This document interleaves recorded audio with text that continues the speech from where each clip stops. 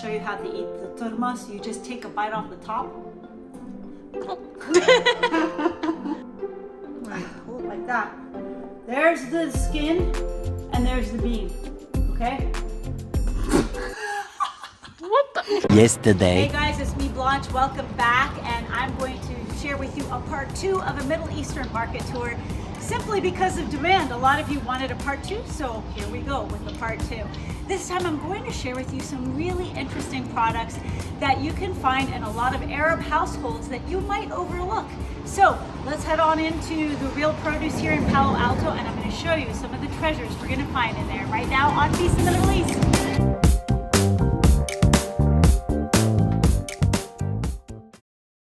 So let's start with nuts. Nuts are such a huge part of our culture. The way popcorn is popular in American culture, nuts are really popular in Middle Eastern culture.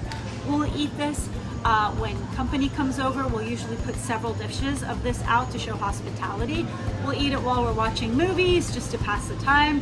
But there are distinctive differences, and I will tell you what to avoid and what to buy. A lot of these nuts are absolutely fantastic. They source their pistachios from places like Syria or Turkey and Greece, where the pistachios are super tasty and extra green.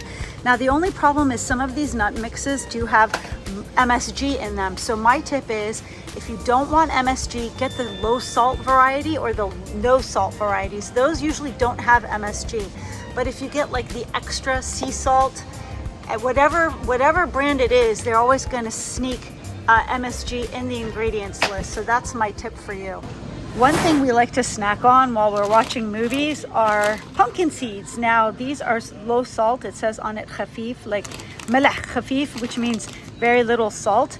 But we love to just spend hours and hours. Make sure you have plenty of water handy, because your tongue will get super dehydrated if you get the real salt ones. If you're allergic to nuts, you could always snack on ikdama. Ikdama is basically candied chickpeas. Now this has a great backstory. There was a woman that had a dessert shop, and she wanted to resurrect a very ancient recipe of candied chickpeas, and she perfected it and she sold it in her snack shop, and it literally went viral, and now it's a staple all over the Middle East. So ikdama, it's kind of sweet and savory at the same time, super crunchy. If you want to mix things up, get these candied chickpeas. Okay, so this is also the time of year in my family where we make stuffed grape leaves, other known as warak dawali. You can check my channel for the recipe. Now, if you can't get fresh grape leaves like we do, we go to Napa Valley and we pick them, or we grow the vine leaves ourselves in our gardens. You can buy them in the store, but I would caution to look at the ingredients, because they're not all created equal. For example, this one is in a jar. It looks okay, but you notice that one of the ingredients is sodium benzoate. Now, sodium benzoate, scientists have found, when it combines with ascorbic acid or vitamin C, it turns into benzene. We don't want to eat benzene. And guess what? A lot of the sauces that we use with this is tomato sauce, which is rich in vitamin C. So if you mix vitamin C with the sodium benzoate in here, you cause a carcinogen, a cancer-causing component. We don't want that.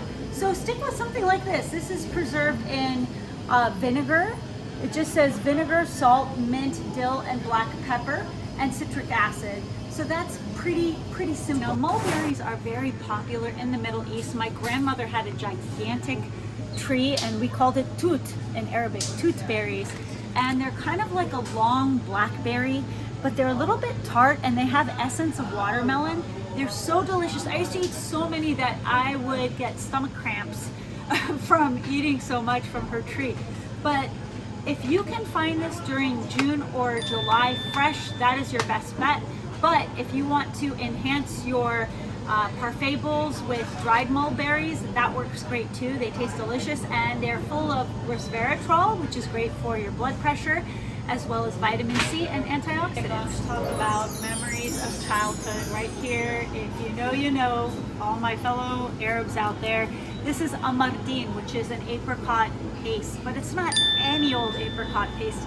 It's super fragrant and has a tangy flavor, and when you open it, you get this intense apricot-y aroma. It's always this brand that we purchase as kids.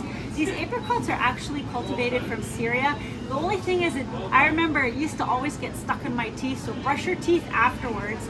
And we used to tear off little pieces and suck on it like candy. I mean, and that's how intense of a flavor and aroma this is. So if you can find this brand right here, this is a real treat. And if you are craving apricots in winter, this is the ticket right here. We love nuts. We also love seeds. And while many of you know that the watermelon is a symbol for Palestine, so is the watermelon seed. These are watermelon seeds. We make use of every part of this fruit, and it is roasted in salt. It is absolutely delicious, but it is more challenging to break open that shell. But I'll tell you, my dad can go through a can of these in several hours while talking with his friends. Just be careful that you don't chip your teeth. Oh my gosh, this one's for my baba. Lupini beans, otherwise known as turmos. Now, for those that have no idea what these are, this is a legume, and they come in a sweet kind and a bitter kind. Now the bitter kind's actually kind of poisonous.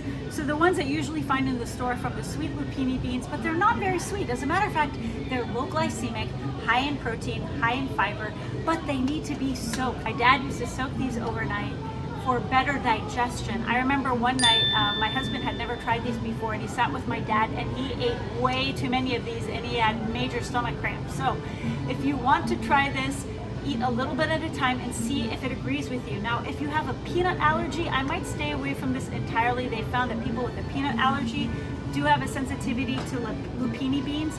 But if you don't, this is a great plant-based protein alternative for you. You could add it to salads, stews, or you can eat it right out of your palm as a snack like my dad used to. And I highly recommend you buy this one store-bought because they've already soaked it for you and seasoned it for you. It tastes kind of like a broad bean. It has a pleasant chewy texture, and you have to remove the skin. So you bite off the top and then you pop it out of the skin. It pops out really easily, and that's how you eat it. Do not eat the skin.